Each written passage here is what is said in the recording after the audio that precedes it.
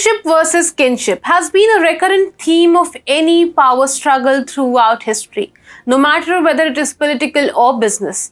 Most of the time, kinship wins since an outgoing leader wants some control over his legacy. But many times the move backfires because the new crown head does not want much intervention from the old boys club. Somewhere in the middle of the aforementioned principle lies Cyrus Mistry's legacy. Namaste, welcome to TFI English, the national socio-political analysis arm of the TFI Media Group. I'm your host Apurva, and if you're watching us on Facebook, give our page a like. And if you're watching us on YouTube, like the video and subscribe to the channel. Coming back to the story, today in this video, I'm here to tell you how Cyrus Mistry made his ways into the big boys club. So let's begin. Mistry was born on 4th July 1968 to a Parsi family in Bombay, Maharashtra. His father, Palonji Mistry, was a construction sector behemoth and mother was an Irish citizen. Later, his father also became Irish. Firstly, he aspired to become civil engineer and studied the subject at the University of London. In 1991, a year later, after he got his engineering degree, Mistry joined the family construction company, Sapurji, Palonji and Company Limited, as a director. 5 years later, he was awarded with an International Executive Master's degree in Management from the University of London. Studies did not impact his role as director of a construction company. He changed the company from only construction to design and build complex projects in marine, oil and gas and rail sectors. Cyrus oversaw development of India's largest biotech park near Hyderabad. Under him, Shapurji, Palonji and Company Limited also entered into agriculture and biofuels. While managing his own company, Cyrus also found time to handle the directorship of Tata. While Cyrus was busy achieving greater heights, Ratan Tata was looking for an heir since his retirement days were nearing. Although both Cyrus Mistry and Ratan Tata were related on family lines, Tata got to really observe him only after Cyrus joined the board of Tata Sons on 1st September 2006, a year after his father retired from it. Watching him over the years, Ratan Tata got convinced that Cyrus could handle his responsibilities. In 2013, he was finally appointed as chairman of Tata Sons. The fact that Cyrus's family owned 18.74% stake in the company played a big role in convincing Ratan Tata about Mistry's role. He gave him just one message: be your own man. Cyrus followed it in letter and spirit. He was comparatively quite young for a chairman, and it started to reflect in his decisions. Under Ratan Tata, the company was known for its quite liberal and accommodating stances on issues involving profits and long-term business commitments.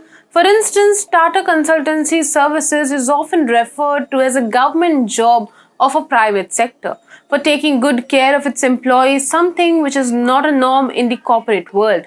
Cyrus saw lots of these kinds of decisions as denting the company's prospects. He started to get rid of various projects initiated by Ratan Tata. While the Tata Nano car was getting good media attention, it was a loss-making deal for the company. Mistry wanted to shut it down as he did not want loss because of Nano to exceed beyond 1,000 crores. But it was not acceptable to Ratan Tata. However, business acumen did not suit the likeness of Nano by Ratan Tata, and that is why Cyrus called both's decision to not shut Nano an emotional one. Cyrus was also apprehensive of projects like Tata Docomo, British Steel and AirAsia. In the case of the deal between Japanese Docomo and Tata, the matter was complicated by regulatory instructions from financial authorities.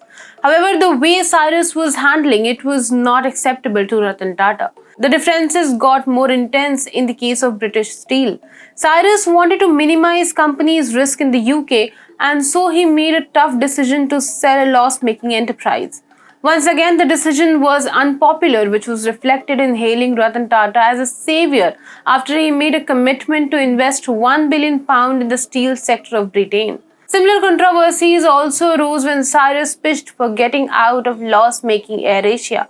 By that time, the board had started to go against Chairman Mistry. The board was now getting with Ratan Tata's loyalists, but Mistry's business sense did not deter. He went on to buy Welspun Renewable Energy for rupees 9,249 crores. Interestingly, the board of directors were not even informed. The unpopularity among board members kept growing and they voted to oust him from the chairmanship on 24th October 2016, few months before renewal of his contract. The unceremonious sacking did not go down well with Cyrus. He took the matter to the courts, which NCLAT decided in his favor. Later, the Supreme Court ruled in Tata Group's favor, for which Ratan Tata even thanked them. But the court case ended up exposing various dirty secrets hidden behind the polished image of the Tata Group. AMD, quoted by Economic Times, had said way back in 2016 that our group chairman does his homework, and in a sense, he's really our group CFO. He is a solid numbers man, and that focus on numbers is backed by an ability to get on the ground, roll up his sleeves, and get to the heart of the matter. This was an apt tribute. His decisions were not based on sentiments. Cyrus was a man of pure numbers. His upsides and downsides are debatable, and so is his legacy for people falling on other ends of the spectrum.